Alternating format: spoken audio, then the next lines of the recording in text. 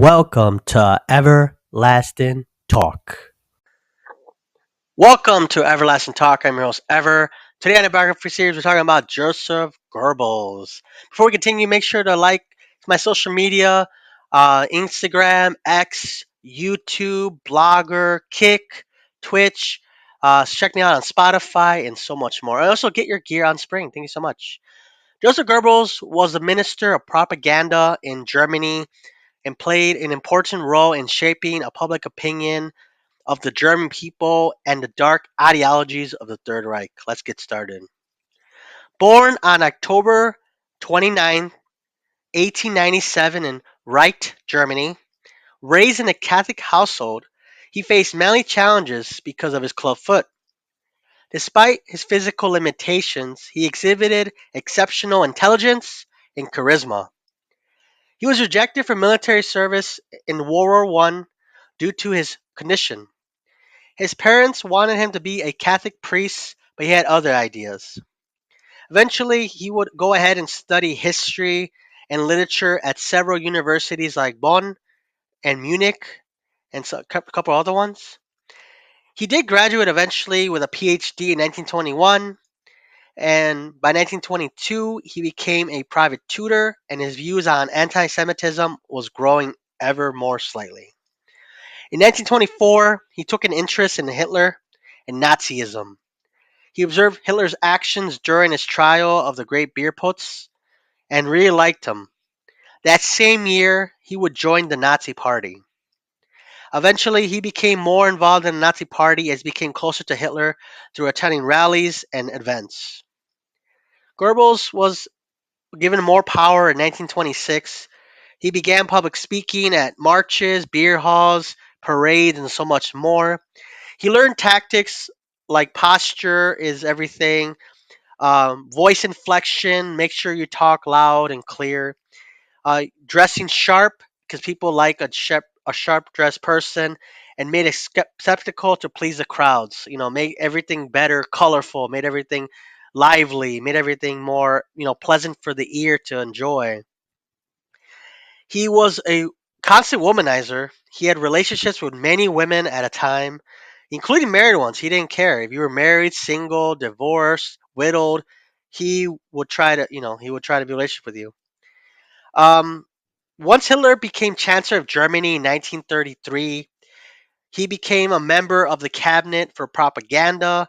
That same year, actually, he wrote about 14 books. So he was very, very, very, like educated and written many books. Who knows if any of them were good, but let's go from there.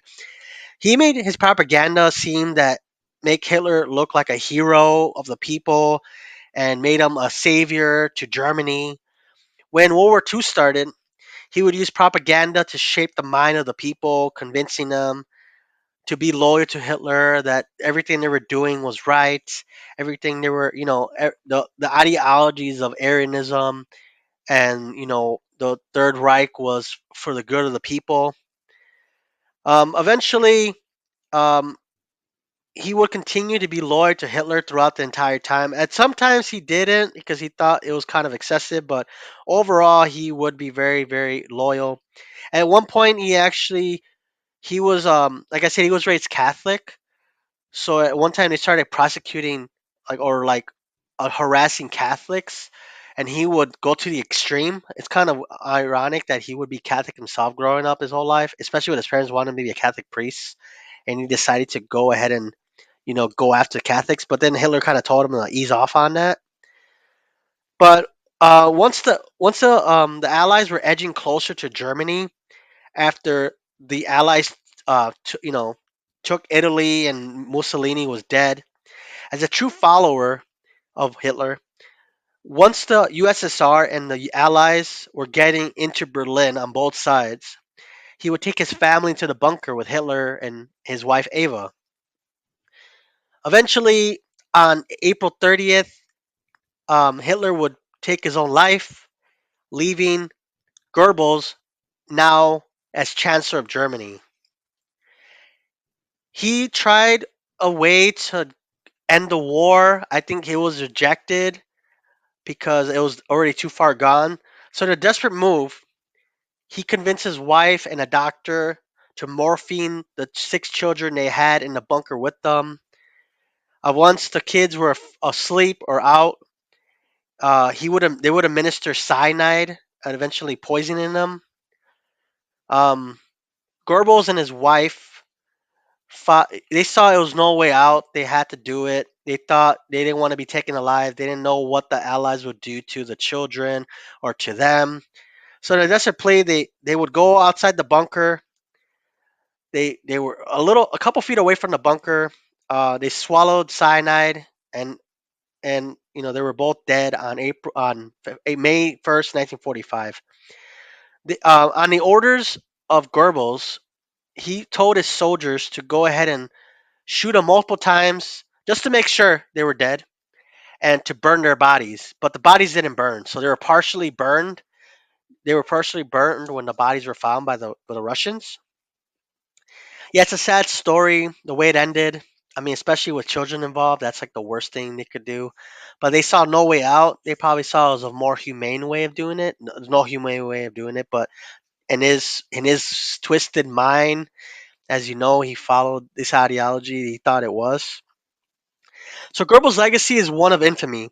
His propaganda techniques, although morally irreprehensible, left an enduring mark on the study of mass manipulation and psychological warfare.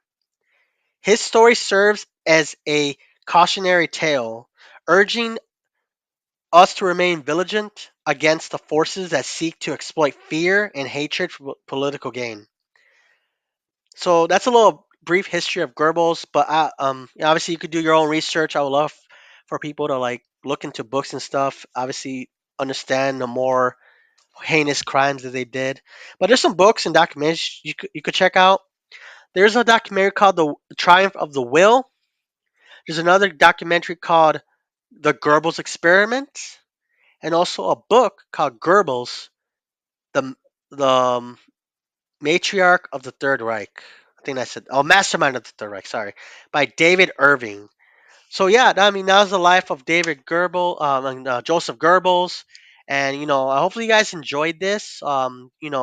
Next time we're talking about Cleopatra, so it's a change in scenery. We're going to Egypt, and before I go, I thank you guys so much for joining me. This is my 50th episode here on Everlasting Talk, and I hope to do 50 more and beyond.